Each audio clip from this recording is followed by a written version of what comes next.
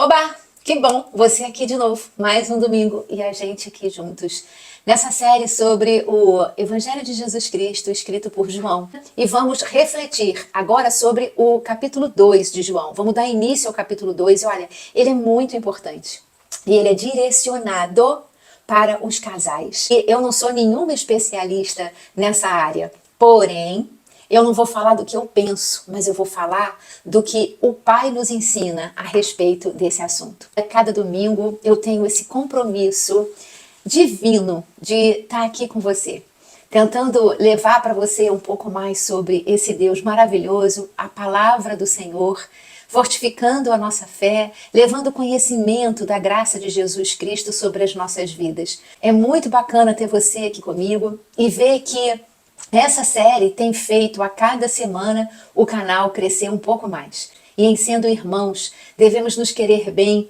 cuidar um do outro e levar um para o outro aquilo de melhor que a gente aprende, que a gente tem experimentado com Deus. E é esse o meu desejo de estar aqui, é levar a palavra dele, evangelizar, trocar ideia com você, compartilhar contigo aquilo que Deus tem permitido conhecer dele. Então, a gente agora vai abrir a nossa vinheta. No finalzinho dela, como eu sempre digo, tem lá o meu e-mail. Qualquer dúvida, qualquer coisa que você queira acrescentar, uma palavra ou uma ideia que você queira trocar comigo a respeito do que a gente está refletindo a cada episódio. E olha, eu te peço que você curte, que você compartilhe, comente nesse vídeo, porque é exatamente isso que tem feito o canal crescer. Então, vamos embora lá.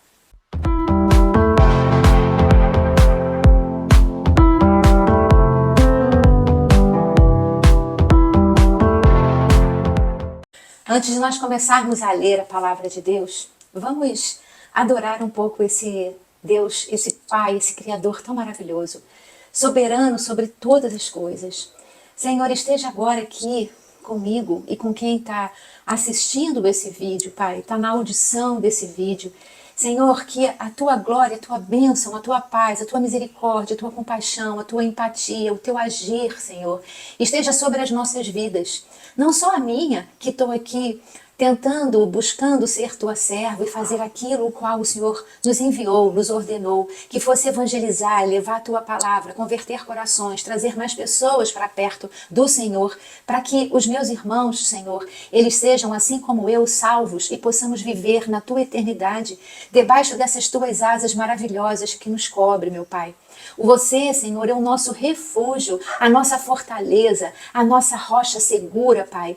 Assim como o Senhor nos mostra, aquele que constrói a sua casa em cima da rocha, Pai, ela não será levada pelos ventos, ela não será destruída. Pai, você, Jesus Cristo querido, você que é a nossa pedra angular, você que é a nossa sabedoria, a nossa segurança, esteja agora aqui. E eu sei que você está, eu sinto a tua presença dentro de nós, porque você disse, você não mente, você não engana, você não muda de ideia, você de repente não faz diferente. Você é aquele que um dia que decretou uma palavra, a tua palavra, ela é para sempre. E você disse que o teu Espírito Santo habita dentro de nós. E a gente confia nisso, porque você, Deus, é um Pai de confiança. Você é o único, aquele que nós podemos confiar de olhos fechados, Pai, porque nós, homens, somos falhos, cometemos enganos, cometemos erros, cometemos coisas que muitas vezes desagradam ao nosso irmão e desagradam ao Senhor também, mas viemos aqui agora para saber um pouco mais de você, para termos um pouco mais da tua sabedoria, para adquirirmos mais um pouco do teu conhecimento, Senhor. Eu sei que nós somos tão inferiores ao Senhor, que é um Deus tão soberano que não conseguimos nem explicar tanto poder, mas sabemos que você tem. E por essa confiança de saber quem você é, o poder que você tem, a autoridade que você tem, o amor genuíno que você tem, o amor incondicional que você tem, é que nos prostramos agora e pedimos, Pai, a tua orientação, a tua palavra, o teu ensino e que tudo que você disser alcance cada vez mais corações. Tragam, Pai, aqueles que se desviaram, tragam, Pai, aqueles que ainda estão perdidos sem a tua palavra e fortaleça a fé daqueles que já andam com você. Em nome de Jesus, obrigada, Senhor, abençoe a todas as famílias e a todas as pessoas que nesse momento escutam a tua palavra. Em nome de Jesus, amém. Amém, Jesus, amém, Deus Pai Todo-Poderoso, amém, Deus Espírito Santo. E Ele é contigo, Ele é comigo e Ele está aqui nos fazendo companhia Ele está aqui, agindo, ensinando, trazendo a palavra dele da forma que ele quer, me usando. Eu sei que vai usar você também. Eu sei, eu tenho certeza disso. Se você não for compartilhar esse vídeo, de alguma forma você vai compartilhar essa palavra, porque é a palavra de Deus. O teu coração, ele vai se incomodar, ele vai querer colocar para fora aquilo que Deus tem depositado dentro de você. Não seja um depósito sem utilidade. Receba a palavra do Senhor, receba ela, coloque ela dentro do teu coração. Mães, não guarde ela só para você, mas coloque ela para fora. Sabe, ajuda o Senhor a transformar corações. Nós estamos aqui para indicar o caminho. Nós estamos aqui para dizer aquele remédio que é infalível. Sabe, quando às vezes a gente está com uma dor, seja de cabeça, seja uma dor de estômago, alguma dor física, e que você já tomou tantos remédios e nada te sarou, até que você foi no médico e ele te passou um remédio e ele foi infalível. E aí quando você escuta alguém falar daquela enfermidade, você diz, nossa, eu já senti isso, mas eu tomei um remédio, eu tomei vários remédios e nada me curava, mas eu tomei um remédio que, menina, foi maravilhoso para mim, me curou, me restabeleceu totalmente e eu quero dividir essa receita com você. É exatamente isso. A palavra de Deus é o remédio infalível, a palavra de Deus é a cura, a palavra de Deus é saúde nova, a palavra de Deus, ela é nascer outra vez, como Jesus Cristo disse para Nicodemos. É necessário que nós morramos para que possamos nascer totalmente diferentes. E o nosso espírito, modificado pelo poder do Espírito Santo, ele transforma a nossa alma.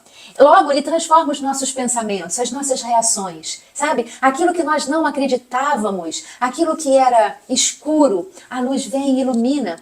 Aquilo que nós não dávamos mais nenhum crédito, a palavra do Senhor faz aquilo ressurgir. E aí aquela plantinha que a gente julga que já morreu, pelos nossos olhos, a gente vê aquelas folhinhas já todas secas e retorcidas e diz assim, isso não tem mais jeito. Mas aí vem a palavra de Deus, vem a água viva. A água na palavra, na Bíblia, ela demonstra muitas vezes a palavra de Deus, o agir do Espírito Santo. E aí vem o agir do Espírito Santo sobre aquela plantinha que nós já não dávamos mais nada por ela. Mas, pelo jeito, havia ainda algumas pontinhas de raízes debaixo da terra. Aquilo que nós não víamos, que ainda tinha um pouco de força para poder levar, irrigar essa planta, fazer brotar novas folhas, fazer nascer as flores, fazer com que ela ressurja. E aí, à medida que a gente vai adubando com mais palavra de Deus, que a gente vai trazendo mais água viva do Senhor, que a gente vai trazendo mais a presença do Espírito Santo, aquela plantinha ela começa a criar mais força, vir mais galhos, sair mais folhas, florir mais vezes.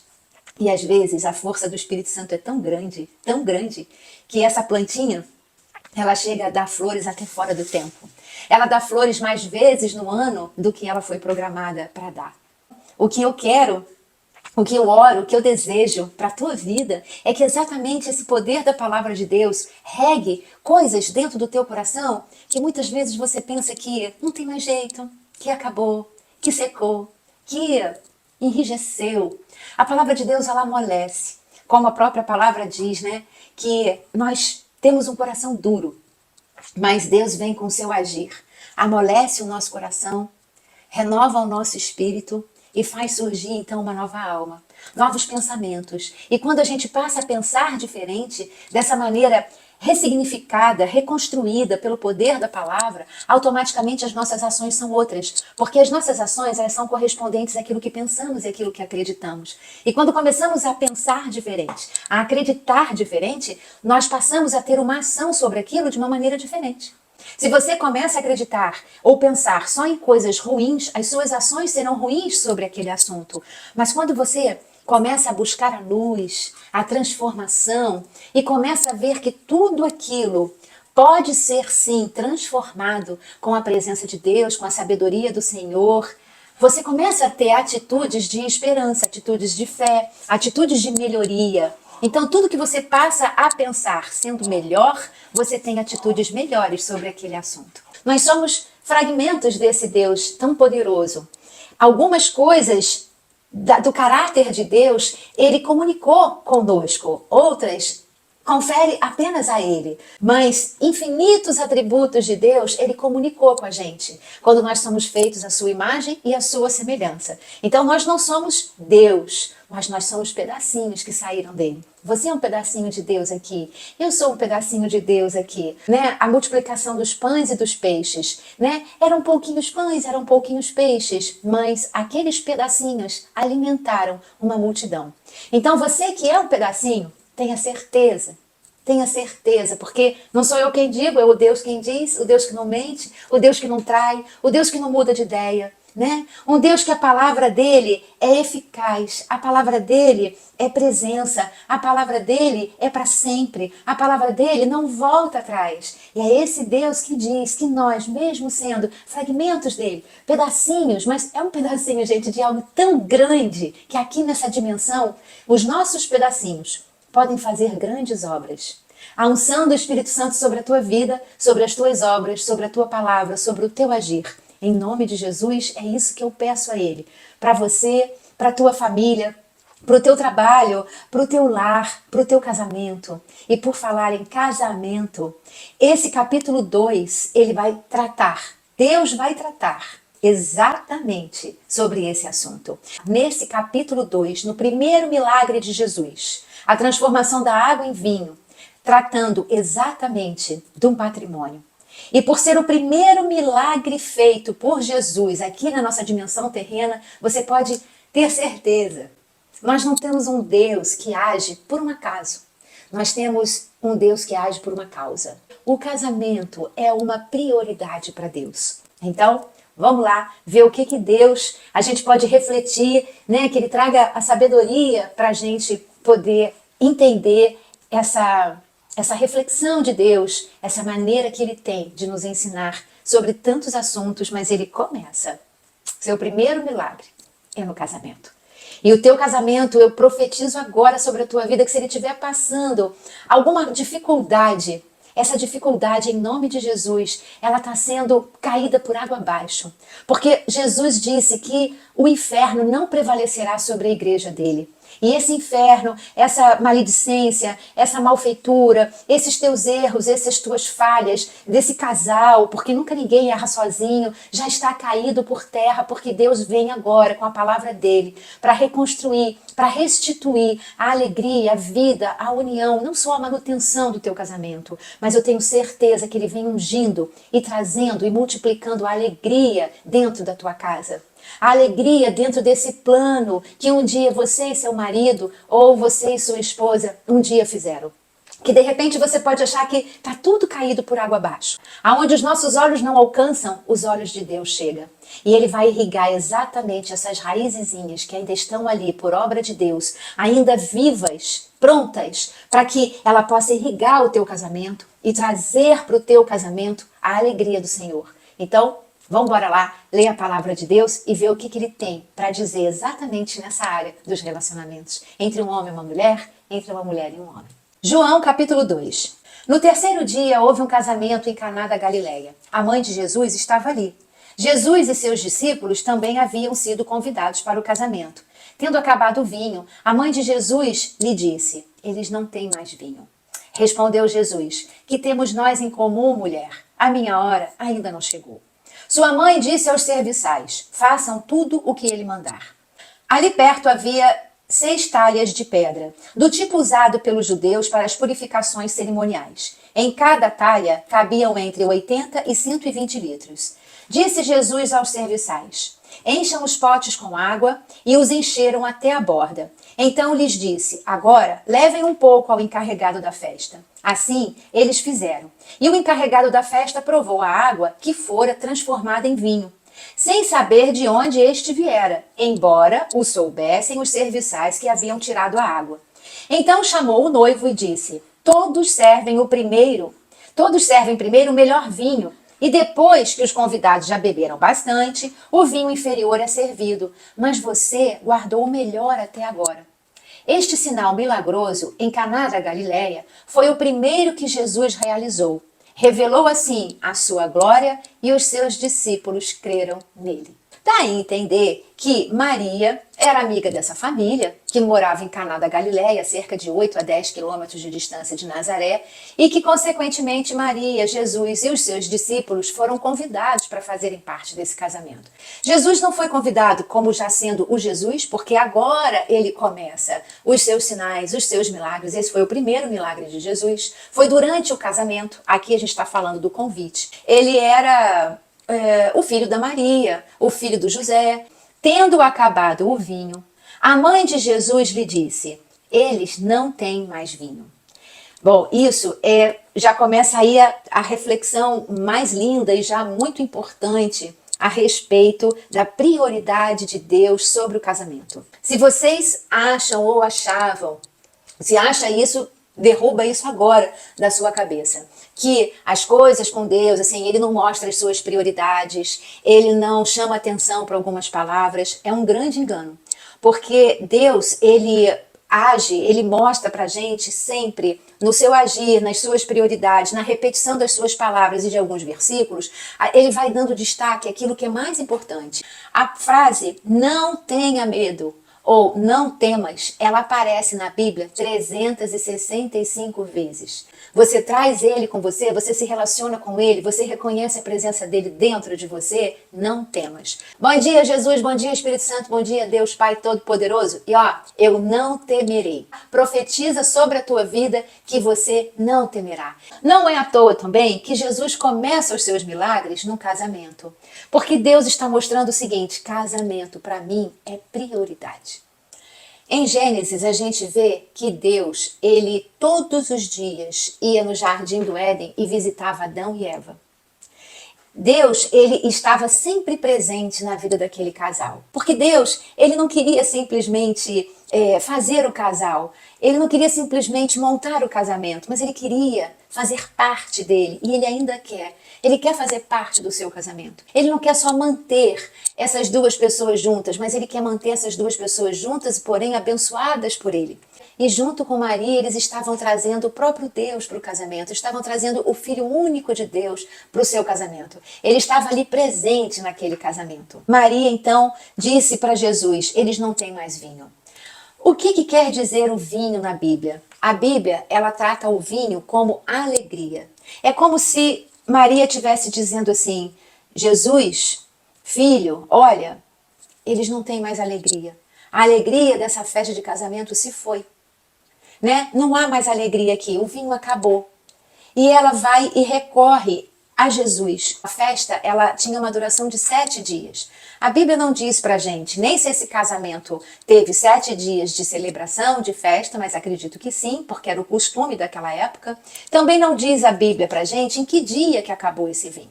Em que dia da festa se foi essa alegria? Em que dia que o teu casamento deixou de ser uma festa e a alegria se foi? Se foi no primeiro ano, no segundo, no terceiro, no quarto, no quinto, no sexto, no sétimo, aqui não diz pra gente. O que diz é que havia um casamento, que havia uma festa, que havia uma alegria, que havia uma satisfação, que havia ali um agir de companheirismo, de eternos amigos, de amor dispensado um ao outro. O que havia ali era um querendo fazer o outro feliz, né? A minha felicidade é a tua, mas a minha é a tua. Então, quanto mais eu te faço feliz, mais você me faz feliz, porque você se sente feliz quando eu estou feliz. Então, essa coisa, ela começa a terminar. Essa alegria começa a se afastar. Se você não fez esse convite ainda, convide Jesus para o seu casamento. Porque a transformação da água em vinho só foi possível porque Jesus estava ali. Por isso, pôde haver a transformação da água para o vinho. Se o seu casamento já foi tão cheio de vinho e hoje ele está vivendo uma experiência de uma água, de repente uma água morna, uma água salobra, né? Uma mediocridade, chame Jesus. Convide ele. Ah, mas eu não convidei antes, eu não sabia da palavra. Tem problema não. Ele não fica chateado se você chamá-lo depois. Porque aonde ele está presente, é possível que ele faça as transformações necessárias quando se fizerem necessárias, porque se farão. Não há casamento que não haja esse momento aonde precisa da transformação, precisa do restauro, a que vocês voltem a ser um corpo só, né? Porque a palavra de Deus em Gênesis diz, um homem e uma mulher, eles se unirão e ali terá uma única carne. Então, o que quer dizer isso? O que dói no meu marido, dói em mim. O que dói em mim tem que doer no meu marido. É isso que quer dizer. A alegria do meu marido é a minha. A satisfação do meu marido é a minha. Né? Quando ele tiver uma promoção, ou ele for elogiado, ou alguém falar bem dele, eu vou ficar feliz. Quando alguém falar bem da minha mulher, quando ela tiver uma promoção, quando ela for elogiada, não estou falando de elogio, de beleza, não. Elogio do que disse, elogio do que fez, elogio do que é como filha, elogio do que é como mãe, elogio do que é como uma amiga, enfim, numa sociedade, numa evangelização. Quando alguém falar da minha mulher, quando a minha mulher fizer uma comida gostosa e alguém elogiar, eu vou ficar feliz, eu vou ficar satisfeito. Aquele elogio é como se fosse para o próprio marido, porque passa a ser uma só carne. São duas pessoas que se juntam e passa a ser uma só. Quem vê um, vê o outro. Né? Então, isso é o que diz a palavra de Deus. O casamento é isso. Não é alguém que vai ajudar a criar os filhos, ou que vai dirigir, ou que vai sair para trabalhar, ou dois que vão se juntar para pagar os boletos, ou não, ou para dormir junto, ou para que haja sexo entre o casal. É muito mais do que isso. É ser uma única carne. Então, o meu prazer é o teu prazer. A minha alegria é a tua alegria. A minha saúde é te ver saudável. Né? O meu bem-estar é te gerar o bem-estar. A minha segurança é fazer com que você se sinta segura ou seguro. Né? É de um lado para o outro lado. No momento em que eu e o marido, a gente vira uma pessoa só, né? Que o marido e a esposa viram uma pessoa só, eu entendo o seguinte, os meus pais são pais dele, os pais dele são meus pais. Então, às vezes eu vejo aí até algumas brincadeiras e até algumas pregações usando sogra ou sogro ou cunhado, né, como um calcanhar de Aquiles. Ninguém é perfeito, né? Todo mundo tem falhas. E o que que acontece? Se a mãe ou o pai do meu marido tem falhas, eu vou ter que saber honrá-los, amá-los, como diz a palavra de Deus, assim como ele diz, honre teu pai e tua mãe. É muito mais extenso do que a gente imagina. Quando um casal ele se faz um só com o outro, tudo aquilo que faz parte, que é importante da vida dele, passa a fazer parte da minha vida também. Eu não sou uma pessoa casada e, como eu disse, eu não sou uma pessoa com qualquer formação em relacionamento de matrimônio ou de casamento. Não, não sou. Mas o que eu estou aqui refletindo não são as minhas opiniões, mas refletindo sobre aquilo que Deus nos ensina. Então, quando ele diz para mim e para você que homem e mulher, quando se juntam, é uma só carne, então vamos parar para refletir o que é uma só carne? Então, se eu com ele sou uma só carne, por mais que o meu pai, por mais que a minha mãe tenha algum problema, algum defeito, ele não foi criado pelo meu pai e pela minha mãe, então ele não tem obrigação de entender como eles funcionam, mas ele tem a obrigação de honrar o meu pai e a minha mãe, assim como eu tenho a obrigação de honrar o pai e a mãe dele. Por quê? Porque se nós nos transformamos numa única pessoa, então tudo isso é agregado. Por isso que é importante, quando a gente vai casar com alguém, a gente tem que entender que a gente não está casando só com o nosso marido ou com a nossa esposa. Nós estamos casando também com o pai dela, com a mãe dela, com o irmão dela, com a irmã dela, com os problemas dela. Não é só com a pessoa, é com tudo aquilo que ela traz. Então, por mais que a gente possa vir a se apaixonar e amar alguém, a gente tem que ter a capacidade de amar aqueles que ela já traz, né? Quando hoje, né, hoje em dia não, sempre houve isso. Às vezes existe casamento com maridos ou com mulheres que já têm filhos. A gente precisa amar os filhos dele, a gente precisa saber amar os filhos dela. A gente precisa trazer para junto, a gente precisa cuidar e olhar como se fossem os nossos próprios filhos. Porque não é um só? Então aquilo que é dele é meu e aquilo que é meu é dele. Né? Isso em relação a tudo, em relação à grana, em relação à família, em relação à dor, em relação à alegria, em relação a vitórias, a conquistas, a tudo. Haverá momentos que o vinho vai acabar. Haverá momentos no casamento em que a alegria vai acabar. E aí é necessário que Jesus, ele seja ou já tenha sido convidado para fazer parte. Porque no momento em que ele faz parte, ele pode então realizar o milagre da transformação. Mas se ele não fizer parte, como é que ele vai agir em milagre? Não é? É o Senhor que faz o vinho que alegra o coração do homem, o azeite que lhe faz brilhar o rosto e o pão que sustenta o seu vigor. Então, aqui em Salmos é uma das passagens que mostra que o vinho que alegra o coração do homem. Ou seja, o vinho acabou, Jesus. Maria disse para ele. Então a alegria acabou. Mas, se é o Senhor quem faz, é o Senhor que também pode trazer de volta. Tudo que se perde, Jesus é poderoso para trazer de volta. Quando o vinho acaba, quando a alegria acaba, o que entra? Entra a vergonha, entra a desilusão, entra aquele sentimento de falência, de incompetência. Meu amigo, minha amiga, você que é casado, Deus não quer apenas que o seu casamento dure.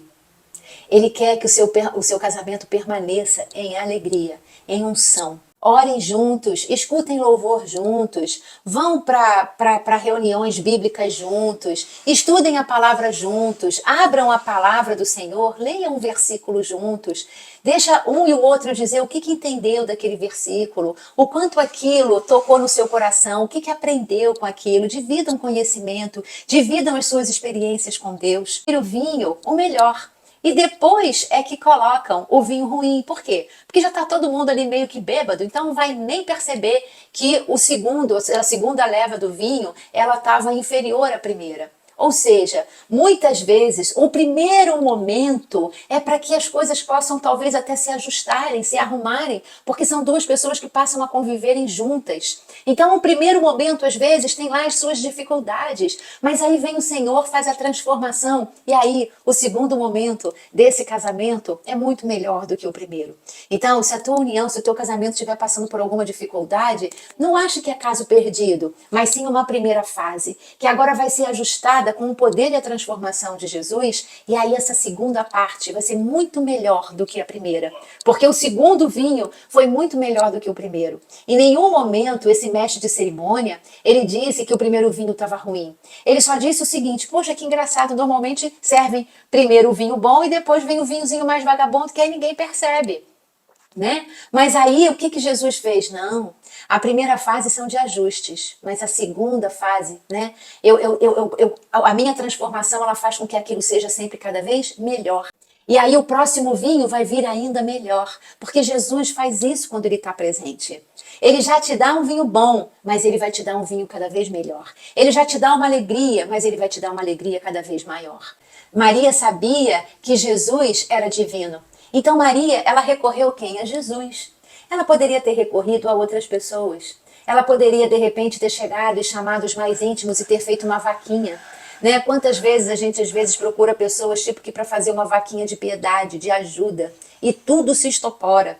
Porque antes de nós procurarmos alguém, nós devemos procurar a Deus. Se Deus quiser mandar alguém para ajudar naquela situação, é Ele quem vai mandar. Maria, ela foi direto a Deus. Ela levou o problema para o próprio Deus. Ela sabia quem era Jesus e só Ele pode resolver. Um milagre para acontecer precisa de uma responsabilidade humana para que possa, então, através da nossa obediência, chegar ao agir de Deus. Um milagre, primeiro ele precisa de ter uma ação humana. Maria teve essa ação humana. Quando ela vai até Jesus e leva o problema, Jesus, então, ele devolve com um milagre. Né? Então, o milagre, ele é uma ação divina, mas que precisa de uma responsabilidade humana, de uma confiança humana. Há muito tempo, há uns anos atrás, eu tinha um namorado, mas nós estávamos a 2h30, 3h da manhã nessa linha expressa e o pneu se rasgou por completo. E nós não conseguíamos tirar o step, trocar um carrinho complicado para poder fazer a troca do pneu. E para isso, então, a gente dependeu de um reboque de madrugada. E parou de frente realmente para uma das favelas mais perigosas que tem no Rio de Janeiro. Mas eu ali daqui a pouco estava tirando selfie para botar no grupo da família. E a gente procurando algum reboque que atendesse aquele horário, naquele lugar. E eu me lembro que ele disse assim, caramba, numa situação dessa, porque ele ficou muito nervoso, né, pelo que estava acontecendo e onde nós estávamos e tudo mais, com toda razão. E ele falou assim, não acredito que você está tirando selfie numa situação dessa. Eu falei assim, olha, eu já falei com Deus. Senhor, a tua vara e o teu cajado nos protege, mesmo que eu passe, que nós estejamos agora no vale da sombra da morte, nenhum mal nos acontecerá. Eu confio no Senhor. O Senhor diz que o mal, né, não prevalecerá sobre a tua igreja. Nós somos a tua igreja, nós estamos aqui protegidos. Mesmo que o inimigo passe, ele não vai nos enxergar. E nessa época tinha muito, estava tendo muito anúncio, até reportagem nos jornais falando de assim uma onda enorme, uma quantidade gigantesca de motos que estavam passando de madrugada na linha vermelha, fazendo arruaça, e quando tinham a possibilidade ou oportunidade, até assaltos, esse bando de moto fazia alguma maldade, alguma coisa com quem estava ali passando pela via naquelas horas assim da madrugada. Poxa, passou um tempo, a gente não conseguiu, né, trocar o pneu de jeito nenhum, teve mesmo que ser com reboque, e enquanto o reboque não chegava, daqui a pouco a gente olha assim, mas vinha tanta moto, uma coisa assim impressionante, impressionante mesmo. A linha vermelha tem umas 4, 5 pistas, eu sei que você não via pista, era só moto, muita moto, assim, aquilo não acabava nunca. E eles empinando, moto com placa, moto sem placa, gente de camisa, gente sem camisa, gente com garupa, gente sem garupa, enfim. Mas era uma coisa assim que a gente ficava olhando, parecia que não ia acabar, aquela quantidade de moto passando, e aí os noticiários que já estavam apontando que aquilo estava acontecendo, mas você sabe que todos passaram por nós e pelo carro, e era um carrinho que chamava atenção, mas ninguém viu a gente. Passaram direto, não aconteceu absolutamente nada. Então, o milagre, ele precisa realmente de uma ação humana, de uma responsabilidade humana, né? De um partir do humano para então receber a graça divina. Se você quer viver um milagre na sua vida, você tem que suportar o processo. Porque o milagre, ele só chega quando há um problema. Né? Só fica fácil se está difícil. Só fica bom se antes estiver ruim. Então, para o milagre acontecer, é porque existe um problema para aquele milagre. E para passar por aquele milagre, passe com confiança, passe com obediência, que foi isso que Maria fez. E aí, a gente vê aqui que Jesus responde a ela, né? Que temos nós em comum, mulher? A minha hora ainda não chegou. E você vê que quando a gente fala assim, né, o que temos nós em comum, mulher? Antigamente, gente, usar essa expressão de mulher para se dirigir a uma mulher não era desrespeitoso, não era sem carinho, muito pelo contrário. Chamar uma mulher de mulher não era nem qualquer uma, você tinha que ter uma certa intimidade com aquela pessoa, um amor por aquela pessoa. E por isso ele se refere a Maria como mulher. E quando Jesus diz, a minha hora ainda não chegou, o que temos nós em comum? Por que o que temos nós em comum? O propósito de Maria era um e o propósito de Jesus era outro. A hora de Maria cumprir o seu propósito já havia chegado e estava acontecendo. Que o propósito de Maria, como eu disse aqui no episódio especial do Dia das Mães, o propósito de Maria aqui nessa dimensão terrena era ser mãe de Jesus, trazer Jesus do ventre dela. Então Maria já estava cumprindo o seu propósito, mas a hora de Jesus começar a cumprir o seu propósito ainda não tinha chegado. Então era como se ele tivesse dito assim, mas mamãe, o que temos nós em comum? O teu propósito é um, mamãe, o meu é outro. Né? Ainda não é chegada a minha hora, eu não posso desobedecer o meu pai. Porque Jesus mesmo dizia, o meu alimento é a palavra do meu Pai. Eu faço aquilo que o Pai manda eu fazer. Então Jesus estava sempre mostrando a sua obediência ao seu Pai. Porque aqui na terra ele era divino e ele era humano. E o Pai estava nos céus. Então ele fazia tudo conforme a hora do Senhor. E ele disse, ainda não é minha hora, eu ainda não posso fazer. Eu também sinto muito por essa vergonha que eles estão passando.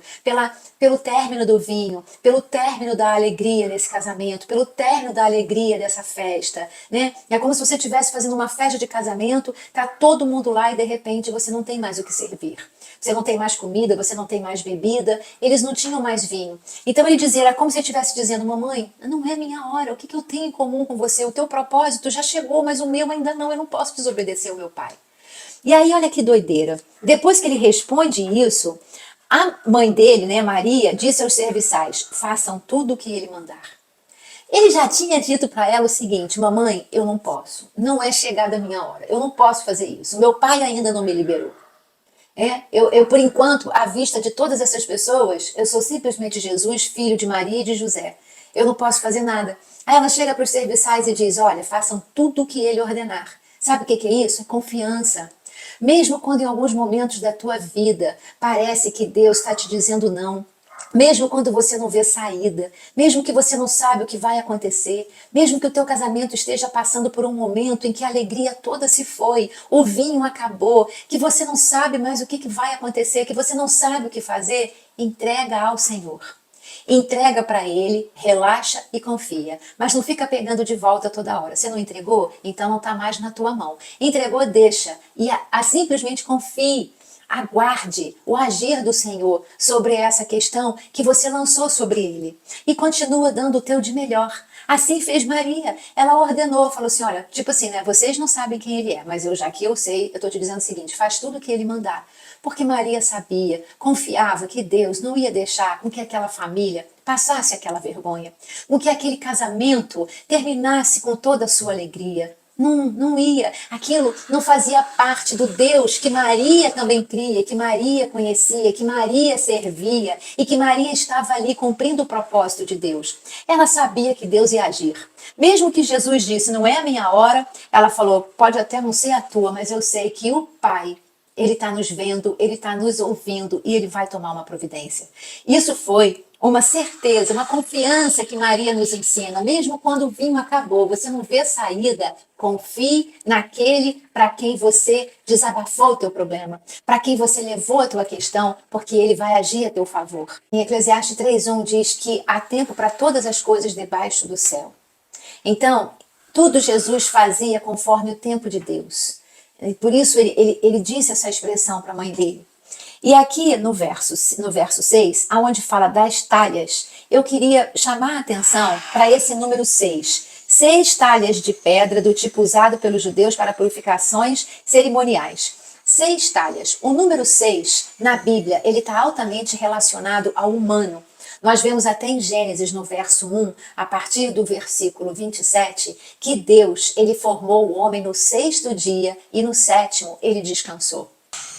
E aqui a própria palavra diz que cada talha cabiam entre 80 e 120 litros de líquido de água, né? Por que de 80 a 120? Elas não tinham a mesma capacidade? Não, porque eram pedras que iam sendo talhadas, né? Algumas pedras conseguia se talhar mais facilmente, então elas ficavam com uma cavidade um pouco maior, logo elas tinham a capacidade de um armazenamento de água um pouco maior. Outras já eram mais duras para poder cavar, para poder talhar, então tinha um recipiente, uma quantidade de água menor que cabia naquelas pedras. E aí quando a gente vê que Jesus, ele pede para que encham de água o quê? Essas talhas de pedra. Aí a gente pode fazer uma reflexão e uma relação com relação ao que Jesus diz, inclusive, em Mateus 19, 8 e 9, quando ele fala sobre o divórcio, né? Que as pessoas cogitam ele, mas na lei de Moisés era permitido divorciar. E ele disse, Moisés decretou essa lei da possibilidade do divórcio por causa do coração duro do homem. Mas aí a gente vê lá em Ezequiel, que Ezequiel tem aquela oração bastante conhecida, aonde Deus iria tirar o coração de pedra do homem e dar a ele um coração de carne, e que ia renovar o seu espírito. Então o que a gente consegue entender com isso? Quanto mais o seu coração, né, se a gente for uma talha de pedra muito dura, por mais que talhe, se tiver duro demais, o recipiente, né, a quantidade de água, de provisão de Deus que você vai poder armazenar vai ser menor. Agora, se você tiver uma talha onde for uma pedra, aonde ela é um pouco mais macia, que dê para talhar mais, que dê para abrir uma cavidade maior, mais você vai receber de Deus. Quando Jesus fala, então, o divórcio da lei de Moisés era pelo coração duro do homem. E aí Jesus, então, ele não é a favor do divórcio. Por quê? Porque ele sabe que principalmente com a vinda dele, com a palavra dele, é absolutamente possível que o coração duro de um homem, ele fique um coração mais macio, um coração de carne, um coração que reconhece que não é só um que falha, que não é só um que erra, que não é só um que não entrega, mas que a falha é uma questão, é um problema humano. E que Deus, que tem tanta misericórdia conosco, ele nos ensina a termos misericórdia para com o outro, compaixão, perdão, continuar. E contamos com ele, sabemos que ele pode trazer de volta a alegria que se perdeu, a transformação que é necessária. Mas nada pode ser transformado num coração duro. É necessário para isso que o coração seja um coração de carne, um coração amolecido, um coração disposto a recomeçar, um coração disposto a fazer diferente, um coração disposto a se olhar, ver quais são os seus próprios problemas, quais foram as suas próprias, aquilo que você causou, que fez com que a alegria se fosse, para que a correção comece em você, nunca no outro, né? O mundo que você quer ver diferente, ele começa a partir de você. Não adianta você querer mudar o mundo e continuar sendo a mesma pessoa. Não adianta você querer mudar o outro e continuar sendo a mesma pessoa. Não adianta você querer que o outro tenha uma capacidade de armazenar mais tolerância, mais piedade, mais amor, mais confiança, mais credibilidade, mais isso, mais aquilo, se você não tiver essa disponibilidade para que a sua talha também seja mais aberta, para que você tenha um maior depósito, porque quanto maior for o seu depósito, mais você tem para entregar. E a água era a matéria-prima para o milagre. É necessário haver uma matéria-prima para que um milagre possa acontecer, porque o Espírito Santo fala com cada um de uma maneira.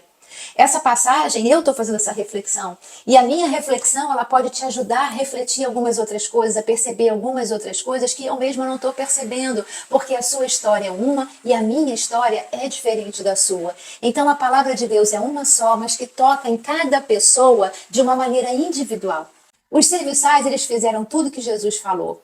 Você vê que ele encontrou Filipe, falou, venha, Filipe foi. Ele encontrou Simão, disse, venha, Simão foi. Ele encontrou André, disse, venha, ele foi.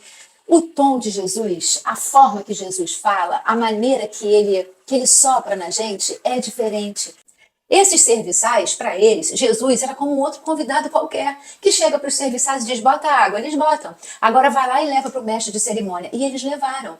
O tom de Jesus, a voz de Jesus, com certeza emanava ali uma glória. Eu acho que o Espírito Santo realmente saía da boca de Jesus e contaminava quem estava, porque as pessoas, mesmo não sabendo quem ele era, mas ao ouvirem Jesus, acreditavam nele.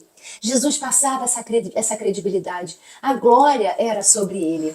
Ele abria a boca e as pessoas ouviam a sua voz. Como ele diz, né? Um pastor de ovelhas é aquele que as ovelhas reconhecem a sua voz. É aquele que vê o melhor caminho. É aquele que conduz elas a águas frescas. E a ovelha, ela entende, ela percebe, ela reconhece a voz do seu pastor. Embora ele ainda não tivesse realizado nenhum milagre, mas ele já tinha o dom de pastorar.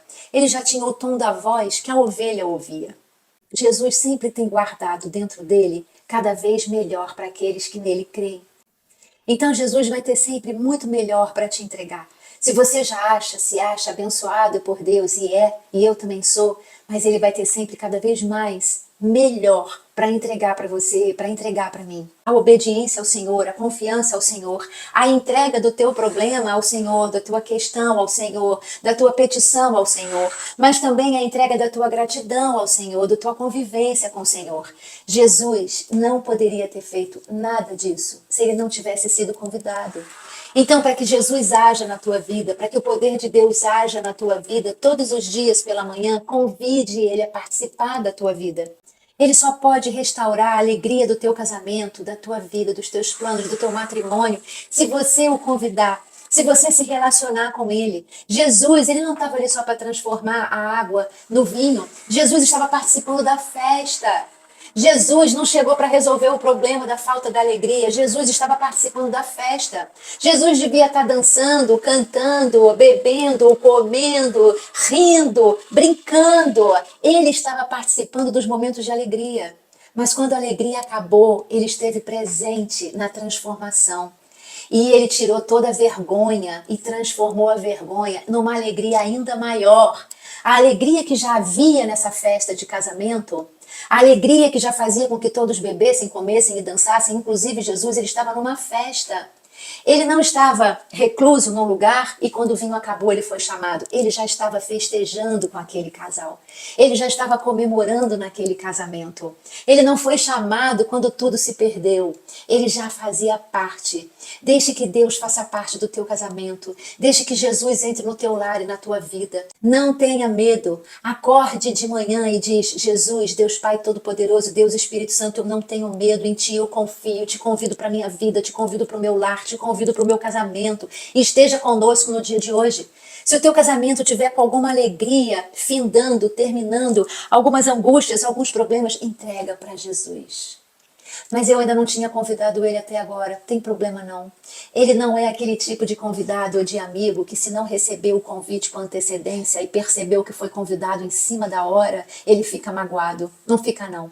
De alguma forma, ele sempre vai fazer com que você o chame. Ou antes, ou durante, ou até depois. Se o seu casamento foi destruído, se o seu casamento acabou, se a vergonha em algum momento ela foi quem prevaleceu, mesmo assim não desista. E precisou da água, porque era matéria-prima para que pudesse haver o milagre. Então, encha o teu coração, transforme ele, tire esse coração duro, bote um coração de carne, viu? Não desanima de forma alguma, porque Deus sempre vai ter guardado o melhor do melhor para te entregar. Aqui na palavra não fala o milagre, a palavra diz o sinal, porque o sinal ele aponta para algo acima dele. O sinal que Jesus realizou apontava para a divindade de Cristo, para quem ele é, para o que ele veio e porque ele está no meio de nós. Ele está dentro de você. Você não pode estar em Cristo se você não for uma nova criatura. Se o teu coração duro já não for um coração de carne. Você não pode dizer que está em Cristo se você não permitir, não convidá-lo para fazer parte da sua vida, para que ele possa transformar a tua vida, te talhar cada vez mais fundo, trabalhar você, te moldar. Né? Como Deus diz que ele é o oleiro, ele trabalha o vaso. Nós somos o vaso na mão do oleiro ou nós somos o barro na mão do oleiro? Você é um vaso ou você é um barro? Eu também não sei se eu sou vaso ou se eu sou barro. Eu sei que quando eu estou na mão do meu oleiro, eu vou ser aquilo que ele quer que eu seja. Eu não quero escolher o que eu sou. Eu quero que Deus permita e me ajude que eu seja aquilo que ele quer que eu seja. E que o teu casamento, ele seja aquilo pelo qual Deus tratou com tanta prioridade. O primeiro milagre é num casamento. É a prioridade de Deus. A prioridade de Deus não foi curar o paralítico, dar vista aos cegos, a multiplicação dos pães. A prioridade de Deus desde Gênesis foi o casamento, a manutenção desse casamento, a presença dele nesse casamento, a companhia dele nesse casamento. Ele vai estar sempre na tua vida, em todos os teus lugares e ambientes, quando a tua alegria acabar, mas ele também vai estar na hora da festa. Ele também se alegra com a tua alegria. E olha, nem todas as pessoas se alegram com a nossa alegria, nem todas as pessoas se alegram com as coisas em que Deus nos entrega. Muitas pessoas têm inveja daquilo que vivemos. Muitas pessoas às vezes não aceitam que nós possamos, depois de tantas coisas difíceis, poder viver tantas coisas boas. Mas não é assim que Jesus pensa. Jesus, como o vinho, já era bom, mas ele deu ainda melhor. Jesus sempre vai te entregar o melhor que ele tem e cada vez melhor. E mais melhor ainda. Dá para entender? Então, era isso que eu queria te passar. Mesmo em companhia de Jesus, nós podemos ser surpreendidos com um momento de tristeza. Nós podemos ser surpreendidos, mesmo na companhia de Jesus, com a partida da alegria. Porque Jesus estava nesse casamento e o vinho acabou. Jesus, mesmo na companhia de Jesus, a alegria às vezes ela pode ir embora. Mas a gente tem as nossas dificuldades, a gente tem o nosso luto, mas ele tem sempre o restauro para nos dar. Ele mesmo disse que no mundo tereis aflições. As aflições fazem parte. Mas tem que fazer muito mais parte ainda da nossa vida, é a nossa fé, é a nossa confiança. Sabe? Tudo aquilo, todos os planos de Deus, ele diz que os meus planos jamais serão frustrados. Então, suporte o processo. Mas olha, seja responsável pelo teu milagre. O vinho, ele veio a partir da água. A água, ela foi uma ação humana. O pedido de Maria foi uma ação humana. A água foi a matéria-prima do milagre.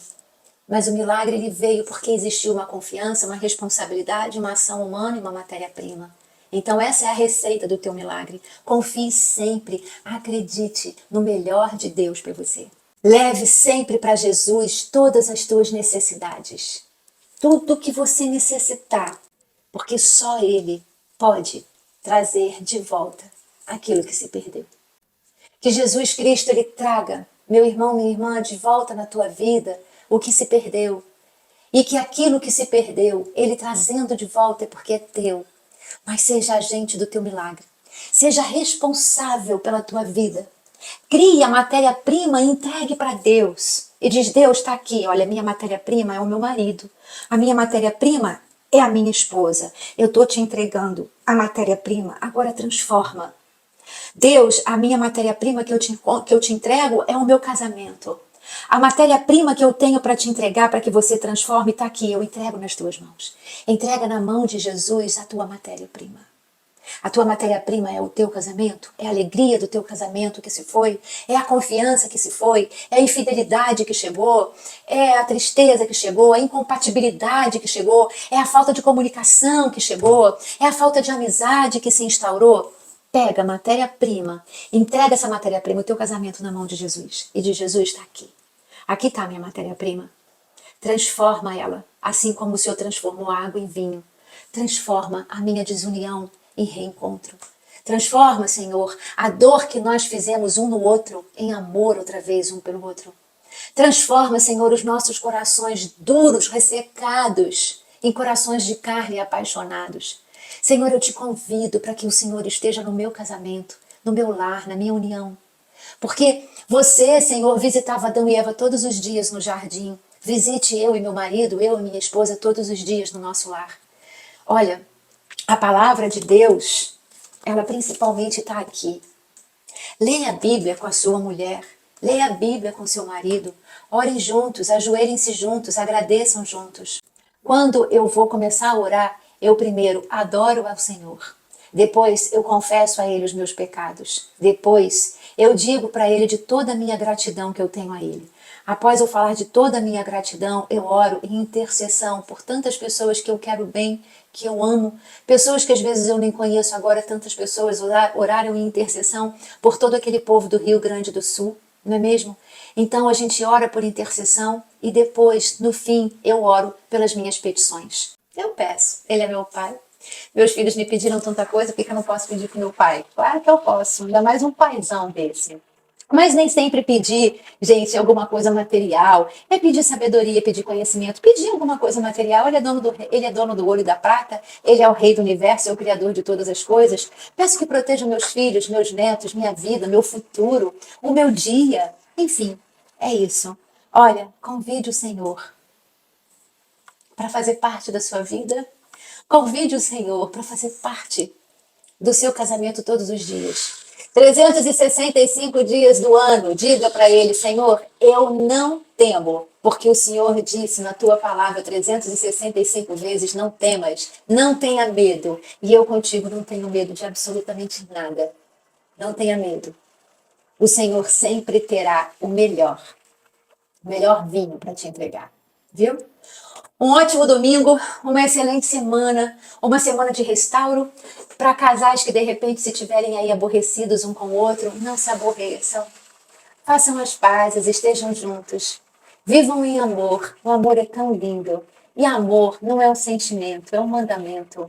Se um dia você encontrou alguém que você amasse, né, que despertou o sentimento do amor eros e do amor filéu, ou seja, do amor de homem e mulher, e daquele amor também filéu de amigos, se você um dia encontrou alguém que você conseguisse juntar esses dois amores e querer essa pessoa sempre muito pertinho de você, olha, convide Jesus para estar sempre junto de vocês, para que vocês não se percam, para que isso não se esvaia, para que esse momento não termine. Existem dificuldades, sim. A gente cria dificuldades, a gente permite que dificuldades entrem, mas Deus tem o melhor para te oferecer. E que essa semana eu oro e profetizo que eu vou receber ou algum comentário ou algum e-mail dizendo que essa palavra de Deus restaurou a vida de algum casal. Em nome de Jesus, que Deus abençoe o teu casamento, a tua união, o teu matrimônio, o teu lar. Essa vida que se junta e que viram uma só. Que Deus abençoe vocês, casais, que souberam ou que estão aprendendo e Ele vai vir ensinando cada vez mais como ser apenas uma carne. Ó, um beijo muito grande para vocês. Fiquem com Jesus, que Ele abençoe a todos vocês, ao seu lar, a sua família e ao seu casamento. Um beijo, que Deus abençoe a tua vida.